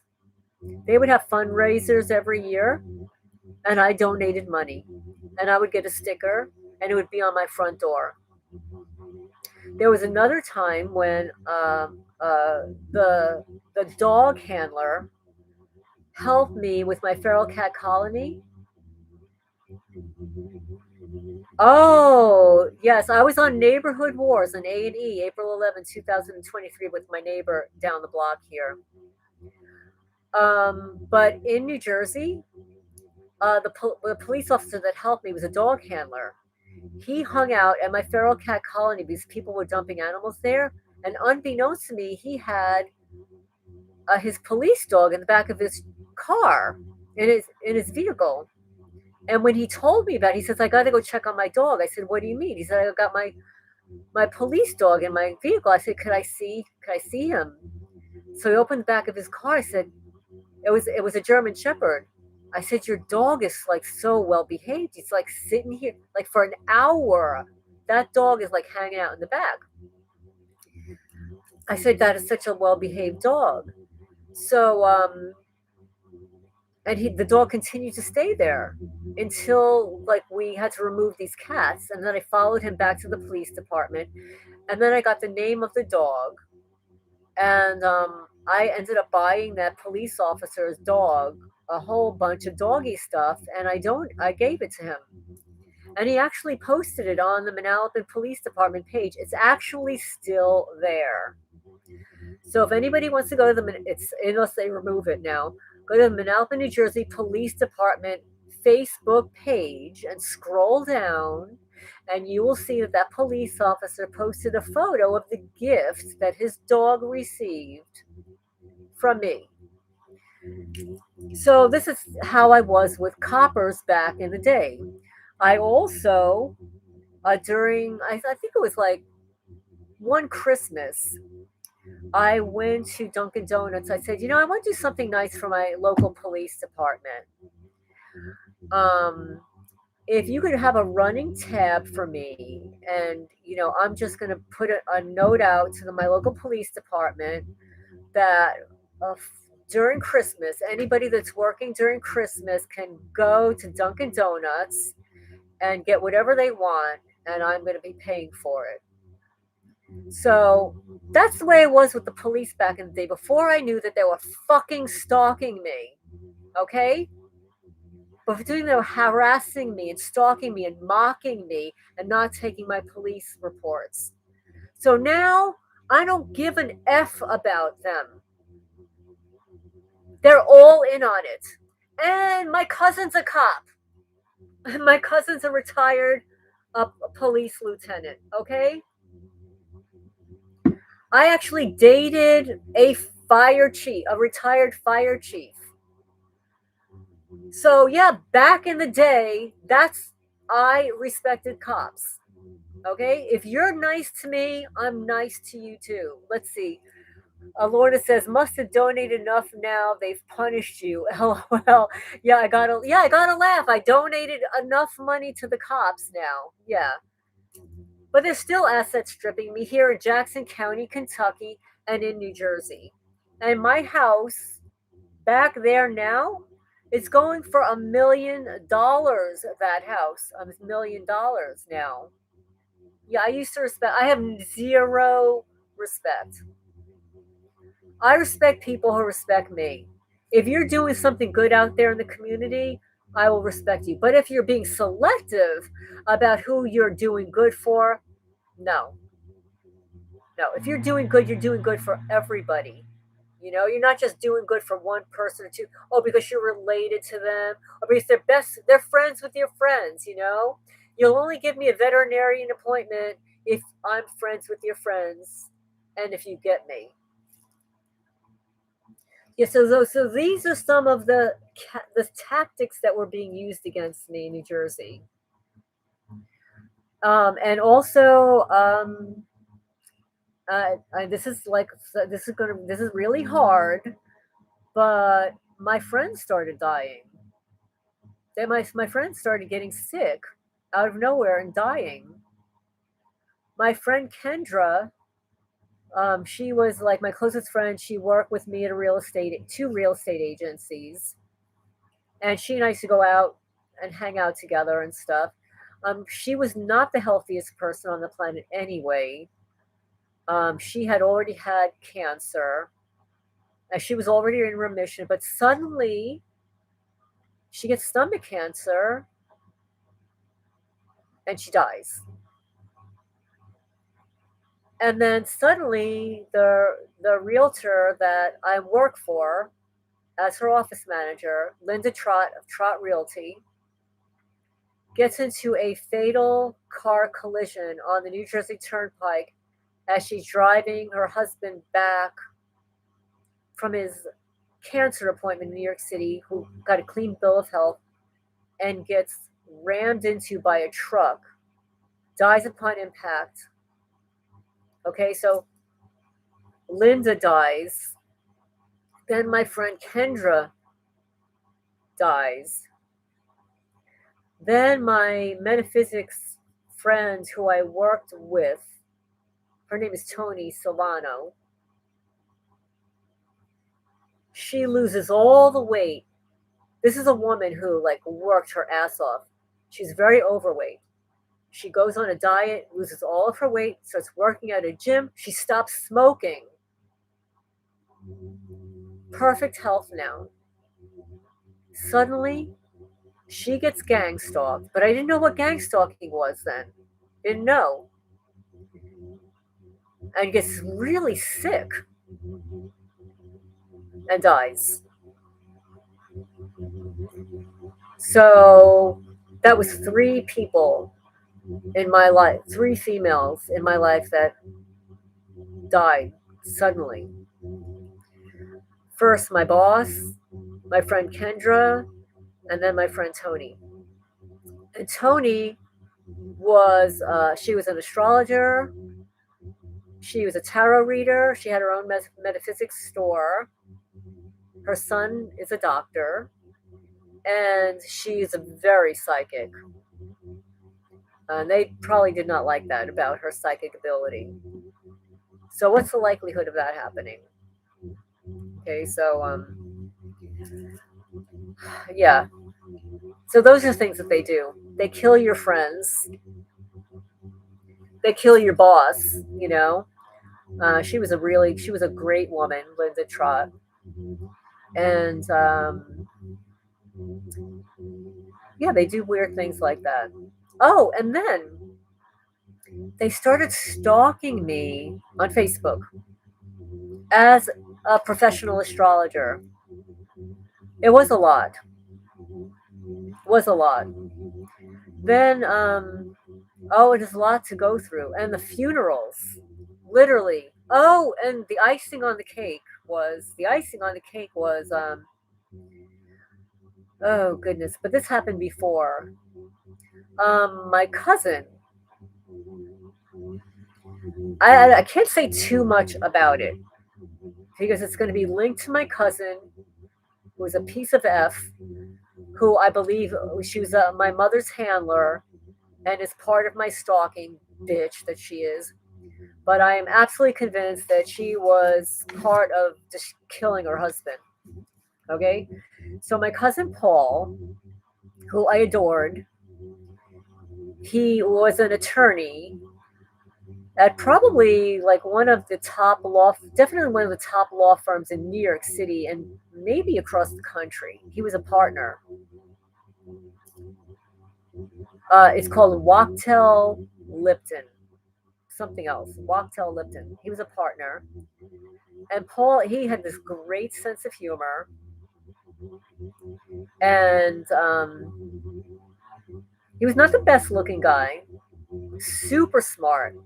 Super smart. And he ends up marrying my cousin. How this happened, it's kind of a long story.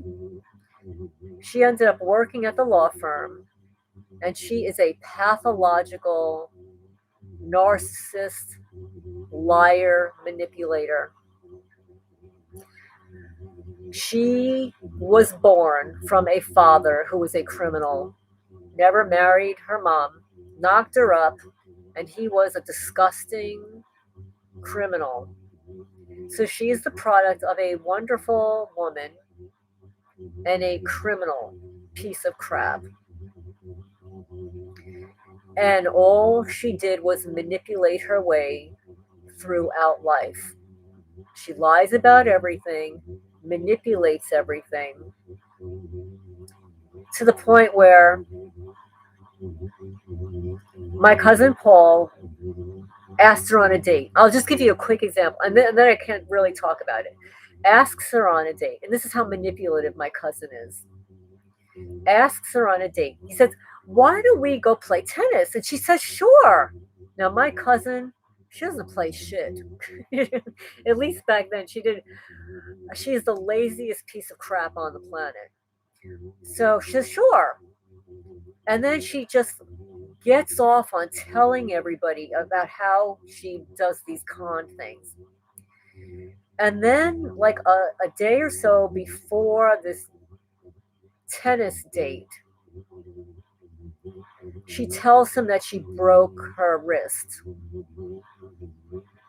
And I kid you not, she literally wraps her wrist for weeks while she's working at the law firm as the receptionist and never goes on this tennis date because she's got a broken wrist, a fake broken wrist. So she totally fakes it. Other things that she would do is she was so forgetful that she would forget to book flights for the lawyers. And then she would have to correct herself.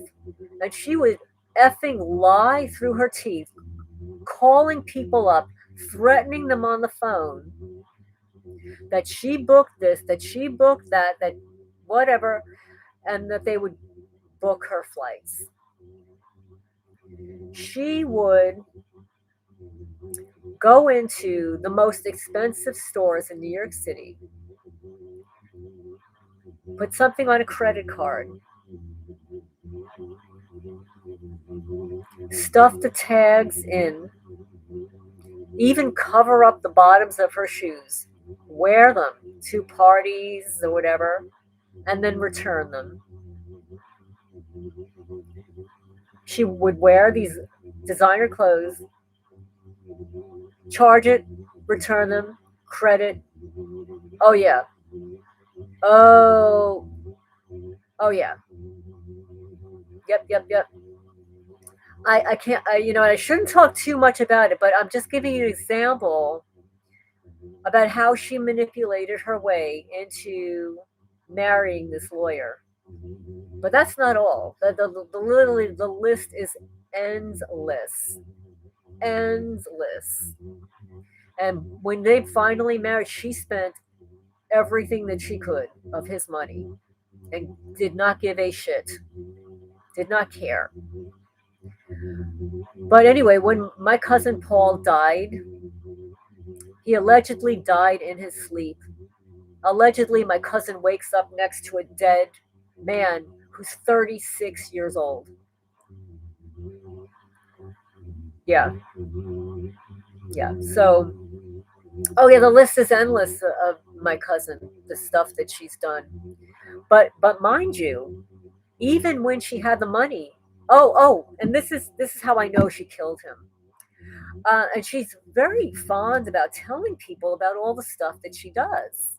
So she laughs about it, like when she feigned like the broken wrist, or about how she returns the clothing at Bloomingdale's and Saks and Bergdorf Goodman and wherever it is that she wears all these clothes, she stuffs the tags in return. She did that for years before she ever got married. But she continued that while she was married, to the point where Bloomingdale's would never accept a return from her again. It got that bad. That's how bad it got. So Paul wakes up dead, right? But she brags about how she took out a second life insurance policy on him just a couple of months before. Now, this is a guy who works for one of the top law firms. He's already covered in life insurance policy there. He already has a pension. He already makes a ton of money. He already had a savings account. You know, tons of money. They have 2 homes, travel everywhere. Why would somebody take out another life insurance policy on somebody that is only in their 30s? There's no reason for somebody to die in their 30s, certainly not die in their sleep, and already has a life insurance policy. Who does stuff like that? So, yeah, that was like one of the worst funerals that I've ever gone to, except for my boss. All he did was cry. um, that was one of the worst ones. But yeah, so that is my piece of crap family member that's involved in this. So yeah, so that's how they employ your family members. They're able to weasel their way into selecting the family member that is the narcissist, the psychopath, the greedy piece of crap. That's exactly right, Joe. Joe says a narcissist never has enough material things to fulfill their superficiality. My cousin, I'm just going to tell you, after he dies, right? Of course, she's got to get hooked up with another rich guy, right? But before that, she decides she wants to go to Milan to buy handbags. And she's going to take my mother with her. These are the things that she would do. Imagine flying to Milan to buy a friggin' handbag. That's what she would do. And then she would take my mother to show my mother, oh, these are all the wonderful things that you could have. Like throwing it in my face. She was trying to always steal my mother away from me because she was always jealous of the relationship that I had with my mother. Meanwhile, my mother was a staunch supporter of me during this whole thing.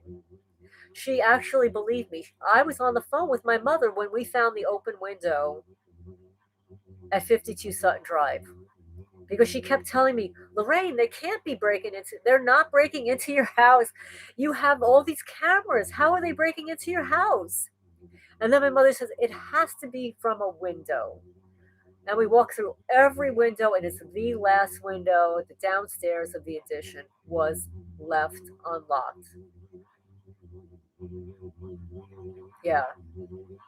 Well, like I love pretty things, I'm a Cancer, I'm a female, I'm a woman, I like pretty things. I like cute little pretty things. And, I would buy nice things. I had a beautiful house. I had gorgeous clothes. I kid you not, my clothes were like top notch clothing. My mother had beautiful clothes. My cousin had beautiful clothes. We're like a clothing kind of family, right? But my cousin was obsessed with that. Like, who flies to another country to buy a handbag? Like, who does this stuff like that? But, after you murder your husband and collect a second life insurance policy, I guess it makes things easy. Yeah, I'm just going to say that flat out. That's my, well, it's my opinion. It's just an opinion. It's my opinion. So, so those are some of the tactics that are used against targeted individuals. So they go after your pets, they'll go after your family. They go after, if you they can't convert your friends into doing something against you, they kill them. That's what they do. And they did that with one of my friends, my friend Robert. It was very easy for them to do that with him because he drank too much alcohol, and they ended up killing him. So that's what they do. But there's so many other things that they do. So what they'll do is they go into your clothing and they'll puncture like a little tiny, like a pinhole into a piece of your clothing. They'll go into the seam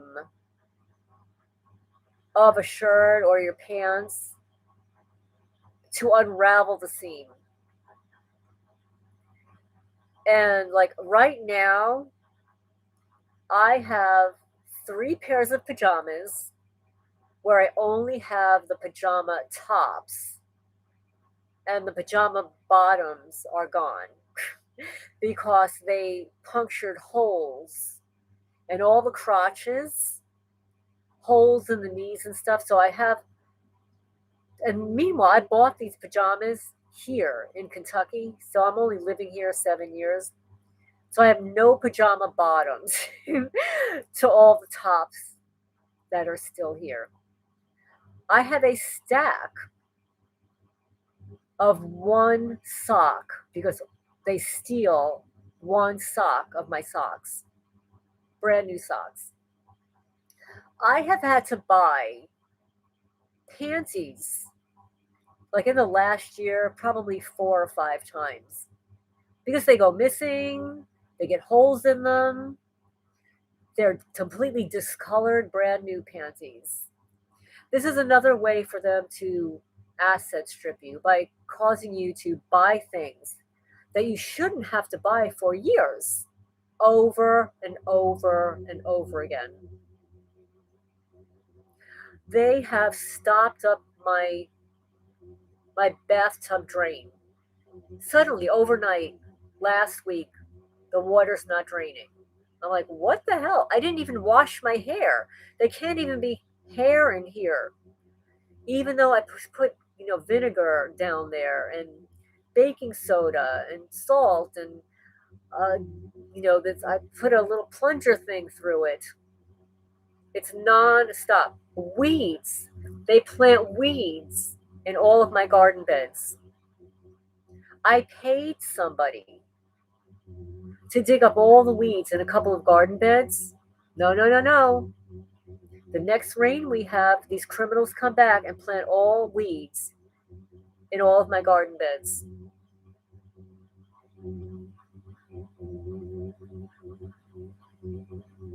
They draw X's all over everything. Etches. scrapes, burns, dents. They go into my food and dent all the cans. They destroy your food. Let's say I purchase food, and I make sure that when I buy food online and it comes to me, that if it has a cap, it's called a button cap, Button, a button cap. And what happens is it's sort of like oxygen sealed, so that if you receive a piece of food with a button cap and the button is raised, do not eat that food. That means that air has gotten into it. So I check my food when I purchase it that the button is depressed. And then lo and behold, the criminals come in and open up my food to cause air to get into it. I don't know whether it's been poisoned. I don't know how long it's been sitting there. And I'm forced to throw it out. So that, let's say that's $3, right? Down the tube. They just stole a whole bottle of Method's window cleaner, probably $6. Okay, it's not something you report to the police, but if you start listing all of these things that they steal, $3, $6, $8, $2, by the end of the month, we're talking hundreds of dollars they have stolen. Let's see, it had to have been done by a crooked insurance salesman, because to take out an insurance policy on somebody, you have to have records that show the person is in good health and agrees to it. I'm going to tell you what my cousin did, okay? And my cousin was like in cahoots with my brother. No, my biological brother that's 2 years younger than me. Now, in all fairness, my biological brother that's 2 years younger than me is targeted. He's been targeted probably longer than I have. He gets V2K. He was targeted while he was married. He's had some horrible stuff done to him. But nevertheless, my brother is one of those targeted people that is a piece of crap. Because then he goes around and goes and targets his own sister. Okay? So that's what kind of a brother I have. So while my mother is dying and my brother took part, and my cousin are like, okay, I almost said her name. My cousin and my brother took part in taking the downfall of my mother. Okay? My mother wrote my brother out of her will, but only put a little small portion on there so that he would not dispute it. She disowned him. I'm not going to go into all the things that my brother did to my mother. That is absolutely despicable. And if my child did that to me, I would write her out of the will too. So my mother wrote my brother out of the will, except for one small thing, just so that he wouldn't dispute it. Well, as my mother is being killed, as she's being deleted, all my brother does is keep asking me about my mother's life insurance policy. And it's like, Mom doesn't have a life insurance policy. He says, what do you mean? I sold it to her. I said, I told her to get rid of it. I said, I kept seeing all these movies about how people get killed because they have a life insurance policy. And I told my mother, I said, Mom, please, this is what my forewarning to my mother said, please cancel your life insurance policy. I don't want your money. I said, I don't want your life insurance policy, but I have a bad feeling that somebody wants your life insurance policy, so please cancel it. My mother canceled her life insurance policy. So as my mother is dying, my brother on the phone is asking about her life insurance policy. And Mom doesn't have a life insurance policy anymore. He says, but she had two. I said, no. I said, the one from work she canceled, and the one that you sold her, she canceled. My brother totally flipped out. So he's in cahoots with my cousin. And my cousin is doing all this nasty stuff behind my back, with my brother about my mother. I get something in the mail that says that my mother put my brother back in the will and to just sign this piece of paper. I looked at it and it's like, my mother never did that. But I guarantee my cousin put together this piece of paper. I just tore it up.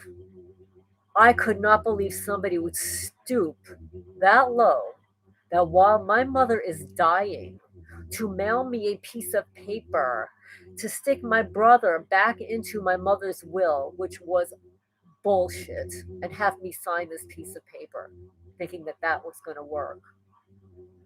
That is how disgusting these people are. And my perfectly healthy mother was killed. And fortunately, Dr. Brian Artis interviewed me, and it's also on my channel, about what they did to my mother at Lawrence Hospital in Yonkers, New York. Oh, and how they were able to charge her insurance company $42,000 to get rid of her. And they paid it. So yes, that's what they do. That's what they do in this program. Is the people that are supporting you, like my mom, they get rid of her. She was 83 years old, but she was perfectly healthy. Let's see, your dad believed me, what was going on with the ex, all the weird crap. My family dressed well too. See, JJ Loves Animals says that. Absolutely. I mean, not all targeted people. Okay, we're talking about targeted people are a slice of life. You're not going to like every targeted people you meet just because we're all targeted. We all come from a different race, different religion, different background, different socioeconomic status. We have different parents. We have different, ethnicity. Some of our parents were born in the United States. Some of them were not. Some of our family were born in other countries. Some are not. We have different genetics. My father, I find out later that my father was targeted. His wife was targeted. My brother was targeted. My half brother is targeted. And I'm targeted. So some people will say, oh, well, you have a multi-generational targeted family. Well, I don't know if I do. I don't know if I do. Some of us are targeted, but I can say as a fact that the people who are targeted in my family have a certain IQ level, have a certain level of creativity, and a certain level of not going along to get along and being independent thinkers. Unfortunately, my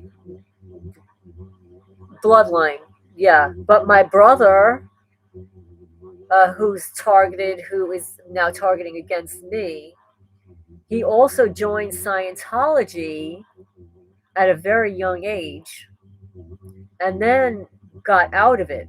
I don't know that you ever get out of it, but he was involved with Scientology at a young age, like in his teenage years, his late teenage years, and maybe in his early 20s. I remember warning my mother about Scientology back then. I had read that book about it. I said, it's a cult. Like, my brother had joined a cult. And let's see, they literally trashed your home. The perp on my phone says, home gone, hun. Socks, underpants, shirts. I get weeds, grass seeds all over, and maybe they'll get some too. They actually seeded my gravel driveway. And I have before and after photos to prove it. So yeah, you cannot say that I'm crazy because I've been photographing my property since the day I got here. It's not normal that I have lost 2 iPads, 2 dehumidifiers, 2 humidifiers, my lamp 2 times. I had to replace the windows on my cat's building. Brand new building. Replace the windows. They destroy the windows again, destroy the screens. This is not normal.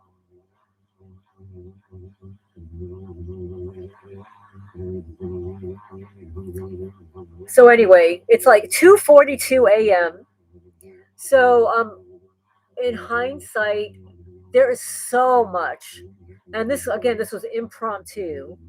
The 21 the 21 reasons why I feel I was targeted in New Jersey, I wrote those down. Like I was thinking about it, I wrote them down so I was able to kind of read them off. This was somewhat impromptu because of Juneteenth as being the end of slavery. Okay, maybe it's not called slavery anymore, okay? It's called human trafficking. It's called targeting. It's called asset stripping. It's civil asset forfeiture.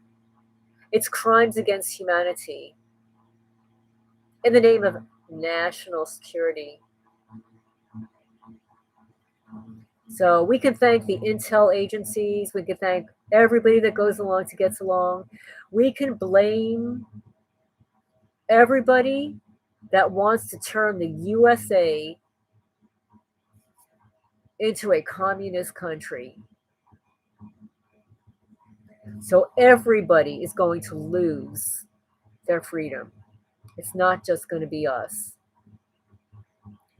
So I'm going to end on that note because I actually have to use the restroom. I want to lock up my house, and I got to check on my cats now. It's like 3 o'clock in the morning. I need to shower.